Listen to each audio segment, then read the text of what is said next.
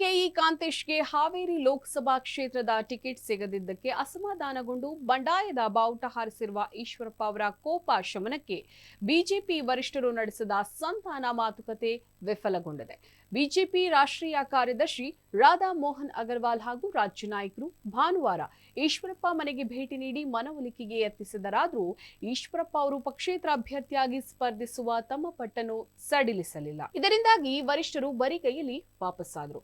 ಭಾನುವಾರ ಬೆಳಿಗ್ಗೆ ಮಾಜಿ ಸಚಿವ ಆರಗ ಜ್ಞಾನೇಂದ್ರ, ವಿಧಾನ ಪರಿಷತ್ ಸದಸ್ಯ ರವಿಕುಮಾರ್, ಟಿಎಸ್ ಅರುಣ್ ಹಾಗೂ ಇತರ ನಾಯಕರು ಶಿವಮೊಗ್ಗದ ಮಲ್ಲೇಶ್ವರ ನಗರದ ಈಶ್ವರಪ್ಪ ಅವರ ಮನೆಗೆ ಭೇಟಿ ನೀಡಿ ಅವರ ಮನವೊಲಿಸುವ ಪ್ರಯತ್ನವನ್ನ ಮಾಡಿದ್ರು. ಸೋಮವಾರ ನಡೆಯುವ ಮೋದಿ ಕಾರ್ಯಕ್ರಮಕ್ಕೆ ಆಗಮಿಸುವಂತೆ ಆಹ್ವಾನವನ್ನ ಕೂಡ ನೀಡಿದ್ರು. ಆದ್ರೆ ತಾವು ಬಂಡಾಯದಿಂದ ಹಿಂದೆ ಸರಿಯುವ ಮಾತೇ ಇಲ್ಲ ಅಂತ ಈಶ್ವರಪ್ಪ ಅವರು ಖಡಕ್ ಸಂದೇಶವನ್ನ ರವಾನಿಸಿದ್ರು. ರಾಜ್ಯ ನಾಯಕರ ಮಾತುಕತೆ ವಿಫಲವಾದ ಬಳಿಕ ಮಧ್ಯಾಹ್ನ ಸ್ವತಃ ಬಿಜೆಪಿ ರಾಷ್ಟ್ರೀಯ ಕಾರ್ಯದರ್ಶಿ ರಾಧಾ ಮೋಹನ್ ಅಗರ್ವಾಲ್ ಈಶ್ವರಪ್ಪ ಮನೆಗೆ ಭೇಟಿಯನ್ನ ಕೊಟ್ಟರು.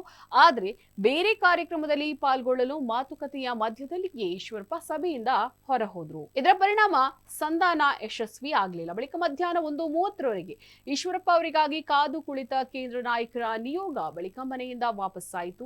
ಈ ನಡುವೆ ಹೇಳಿಕೆ ನೀಡಿರುವ ಈಶ್ವರಪ್ಪ ಅವರು ಪ್ರಧಾನಿ ಮೋದಿ ನನ್ನ ದೇವರು, ಪ್ರಾಣ ಹೋದರೂ ಅವರ ಹೆಸರು ಹೇಳುವುದನ್ನ ಬಿಡೋದಿಲ್ಲ.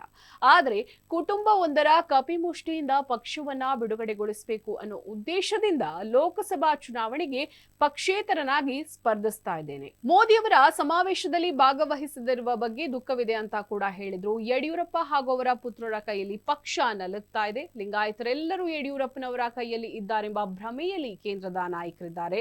ರಾಜ್ಯದಲ್ಲಿ ಯಡಿಯೂರಪ್ಪ ಹಾಗೂ ಅವರ ಪುತ್ರ ವಿಜಯೇಂದ್ರ ಅವರದೇ ರಾಜ್ಯಭಾರವಾಗಿದೆ.